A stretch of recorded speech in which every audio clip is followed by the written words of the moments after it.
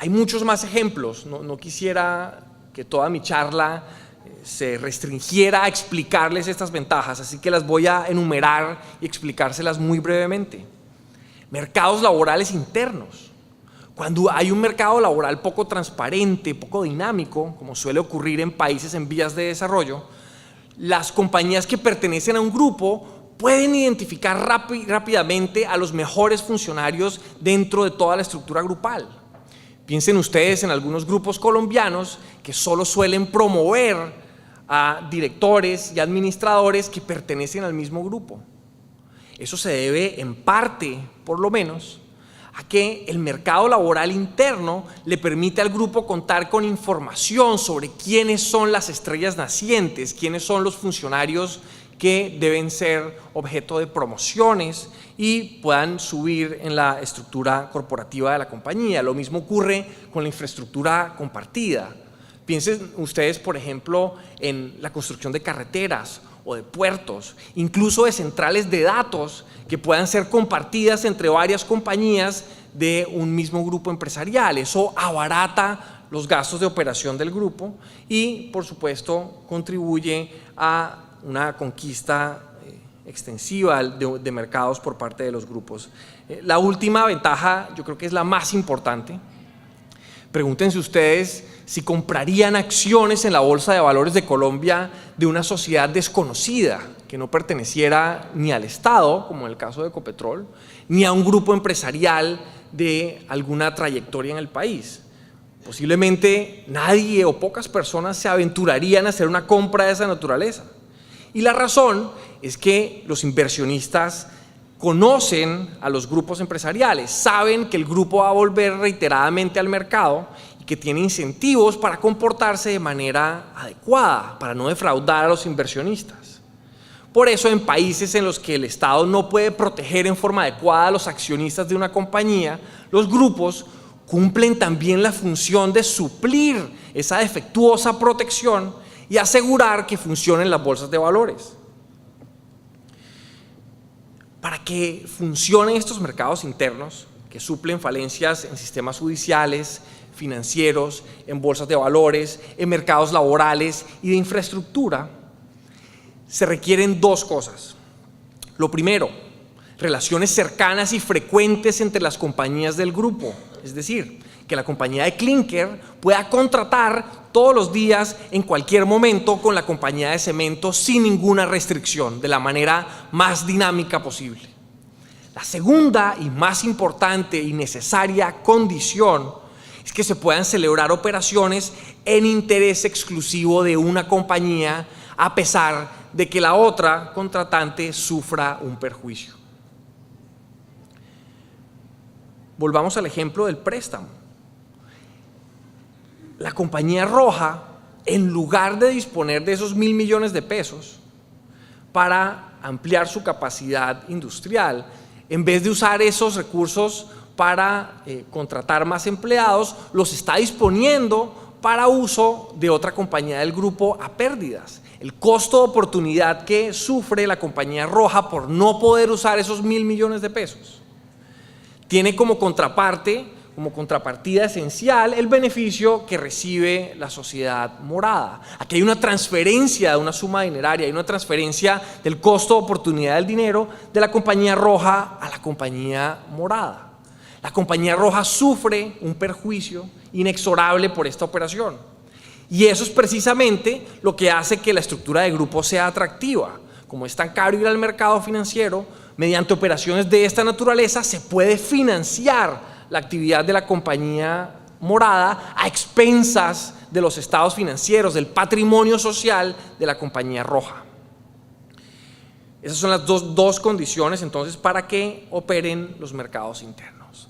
Hasta ahora el panorama es brillante, es decir, tenemos unas estructuras que suplen unas falencias institucionales y que las hacen apropiadas a estos grupos empresariales para operar en países en vías de desarrollo. Pero aquí viene el grave problema de estas estructuras, o uno de los graves problemas. ¿Qué pasa con los accionistas minoritarios de las compañías del grupo? ¿Qué pasa con los accionistas minoritarios de la compañía roja?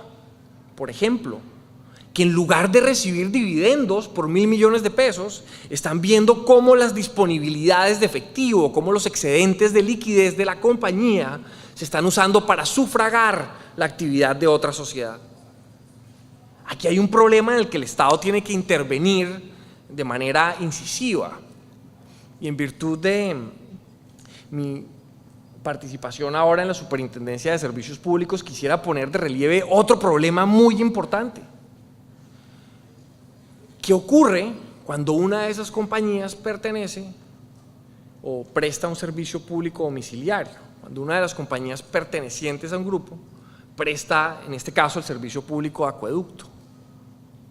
¿Qué pasa si la compañía no puede prestar ese servicio adecuadamente porque en lugar de hacer las inversiones requeridas le ha transferido unas sumas de dinero bastante cuantiosas a otra compañía perteneciente al grupo? El Estado también tiene un interés en intervenir en esta clase de operaciones para asegurar la continuidad de la prestación del servicio de acueducto por parte de la compañía roja. ¿Cómo se resuelven estos dos problemas? Por un lado, ¿cómo se protegen los intereses de los accionistas minoritarios que pueden resultar perjudicados por la simple operación de estos mercados internos? Y en segundo lugar, ¿cómo hace el Estado para asegurar que en este caso específico se siga prestando el servicio en forma adecuada a pesar de la existencia de estas operaciones intragrupales? Comencemos por el problema de los accionistas minoritarios. Los sistemas de control que se han diseñado alrededor del mundo, casi que por fuera de Estados Unidos todos funcionan así, operan como una especie de colador. Los sistemas legales, incluso el que fue introducido en la Ley 222 de 1995, buscan separar las operaciones nocivas de las operaciones eficientes. Esto es el régimen tradicional, clásico de conflictos de interés. Entre todas las operaciones que se puedan celebrar en un grupo empresarial, el sistema de conflictos de interés busca separar las buenas de las malas. ¿Cómo ocurre eso en Colombia? Mediante el mecanismo que está consagrado en el numeral 7 del artículo 23 de la Ley 222 del 95. La Asamblea General de Accionistas debe decidir cuáles operaciones viciadas por un conflicto de interés pueden ser celebradas y cuáles no deben serlo. Este régimen se diseñó pensando en los administradores sociales, pero también se le ha hecho extensivo a las operaciones con accionistas controlantes o con partes vinculadas, como ocurre en los grupos empresariales. Y esto no es para nada novedoso. Todos los sistemas de conflictos de interés alrededor del mundo tienen una aplicación directa, inmediata, en contextos de grupos empresariales. La autorización, por supuesto, puede abarcar varias operaciones hacia el futuro. La Asamblea General de Accionistas de las compañías de clinker y de cementos pueden decidir, por ejemplo, que todas las operaciones de determinada cuantía entre ambas compañías en los siguientes 2 meses tengan una autorización, y para tal efecto se requerirá determinar con bastante precisión los alcances de las operaciones y también que se suministre toda la información requerida para tal efecto. El problema es que estos sistemas no se compaginan, no pueden articularse fácilmente con la realidad de los grupos empresariales.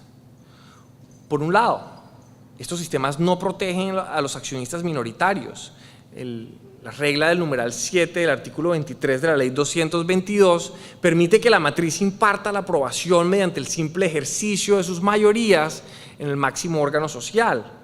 El minoritario no tiene ninguna voz, ninguna posibilidad de vetar esa aprobación de la operación viciada por un conflicto de interés y tendrá que recurrir ante las instancias judiciales para resolver cualquier conflicto que se presente en ese contexto. Y peor aún, para efectos de los grupos empresariales, el numeral 7 prohíbe la celebración de operaciones viciadas por un conflicto de interés que perjudiquen el patrimonio de la compañía. Con esto, entonces, se hace imposible cumplir con la segunda condición para que los mercados internos puedan funcionar, es decir, que las compañías puedan celebrar operaciones en beneficio de una filial del grupo en interés exclusivo de esa filial y en detrimento de otra. ¿Cómo se resuelve este problema? Estamos todavía, recuerden, en el contexto de la protección de accionistas minoritarios. Pues en la Unión Europea hay varias posibilidades, varias soluciones que tienen que ver con algo que denomina la doctrina especializada la teoría de las ventajas compensatorias.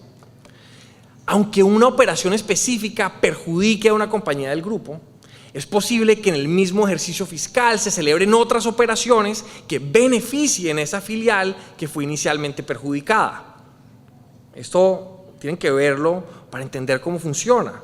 Por ejemplo, si en el día 1 la compañía de clinker le presta sin intereses, sin garantías, 1.000 millones de pesos a la compañía de cementos, pero después la compañía de cementos paga las bolsas de clinker por encima del valor de mercado, lo que equivaldría a una transferencia monetaria de una compañía a otra, y aumenta el patrimonio de la compañía de clinker en 2.000 millones de pesos.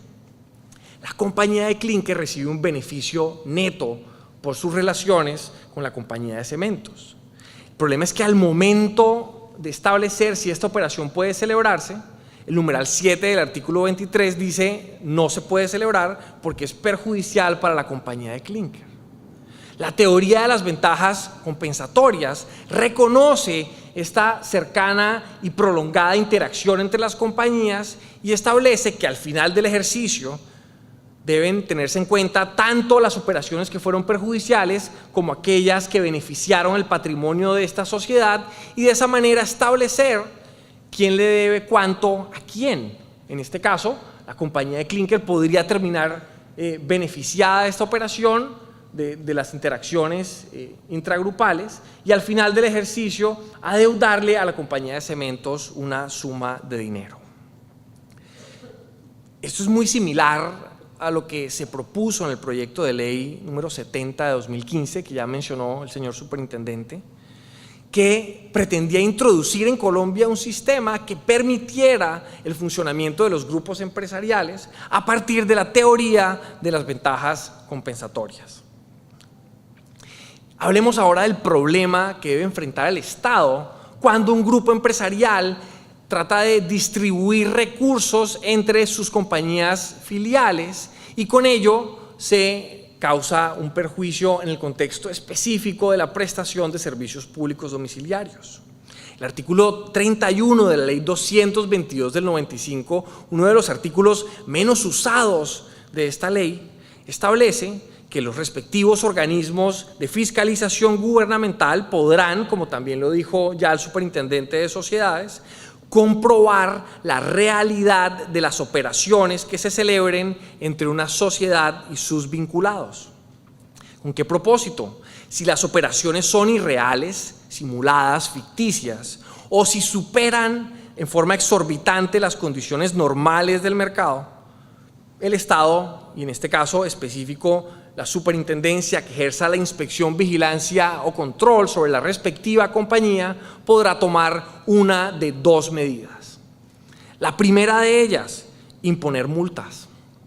La segunda, ordenar la suspensión inmediata de las operaciones nocivas. En el primer caso, supongamos por ejemplo que en este grupo que ven ahora en la pantalla, la compañía ACME, una filial de este grupo, le presta servicios técnicos sobrevalorados a la compañía que tiene a su cargo la prestación del servicio público de aguas. En este caso, los perjuicios que está sufriendo la compañía de aguas por la participación en estas operaciones que están por encima en forma exorbitante de los precios de mercado pueden ser remediadas mediante la imposición de multas. La Superintendencia de Servicios Públicos, por ejemplo, podría imponer multas para evitar que se continuara con estas conductas si con ellas se estuviera afectando la prestación del servicio con la calidad y continuidad de vidas. Las multas, a partir de una reforma legal que se introdujo el año pasado, pueden ir hasta los 100.000 salarios mínimos legales mensuales vigentes, un instrumento que corrige rápidamente cualquier conducta anómala o censurable en que puedan incurrir estas compañías. Estamos hablando de una suma bastante considerable, aproximadamente 68.940 millones de pesos. La segunda medida que podría tomar la entidad de supervisión, de fiscalización gubernamental, es ordenar la suspensión de operaciones. Aquí es bastante ilustrativo lo que ocurre con los préstamos que buscan transferir recursos de una compañía del grupo a otra. Si la compañía de aguas está al borde de la insolvencia porque mensualmente le gira unas sumas dinerarias a otra filial del grupo a título de mutuo, a título de préstamo, sin intereses, supongamos, y con un término para el pago de las obligaciones dinerarias correspondientes bastante prolongado, pues podrá ordenarse que se suspendan esas operaciones y en algunos casos que se retrotraigan sus efectos cuando la compañía de aguas esté en una situación crítica. Quisiera concluir con dos ideas a partir de esta paradoja de los grupos empresariales. Lo primero que debe reconocerse, y esto es importante porque me parece que no ha sido suficientemente decantado en nuestros medios, en América Latina en particular, los grupos empresariales son uno de los principales pilares del crecimiento económico en países en vías de desarrollo. Su existencia, su operación es esencial para que puedan desarrollarse mercados financieros, mercados industriales. Sin embargo, también debe reconocerse que la existencia de estos grupos presenta una amenaza latente en algunos casos en que esos grupos puedan oponerse a reformas que beneficien al sistema para proteger ellos las rentas que extraen de las condiciones institucionales existentes en un país. Por eso el Estado debe intervenir de manera certera y milimétrica para reducir, para mitigar el riesgo de que estos grupos se comporten de manera nociva, para asegurarse que estos grupos cumplan su promesa de ser un motor de desarrollo empresarial sin que en ningún momento se conviertan en una talanquera para el crecimiento económico de un país. Muchas gracias.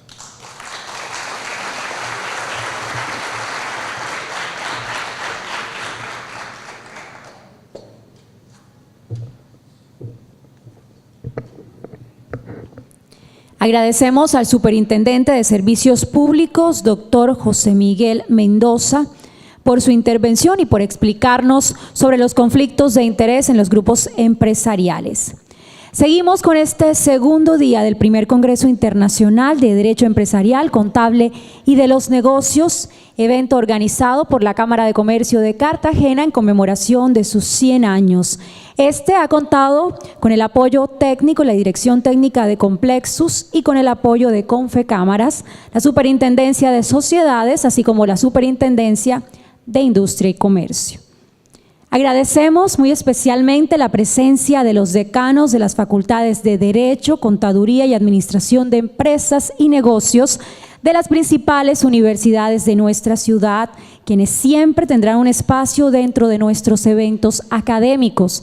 Asimismo, a los estudiantes, quienes también hacen parte importante, pues la Cámara de Comercio tiene claro que es vital la relación con la academia.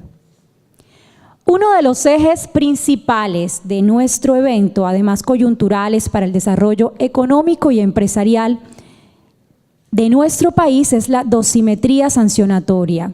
Para explicar de qué se trata la aplicación de este concepto en materia restrictiva de la competencia, nos orientará el abogado español Joaquín García Bernaldo de Quirós, quien se ha desempeñado como presidente de la Sala de lo Contencioso Administrativo del Tribunal Superior de la Justicia de Andalucía en el periodo 2001-2011. Además, ha sido magistrado en excedencia y consultor para mejora de la regulación procesal y medioambiental en las repúblicas de Panamá y México, entre sus muchos más cargos y responsabilidades. Hoy lo tenemos aquí en nuestro Congreso.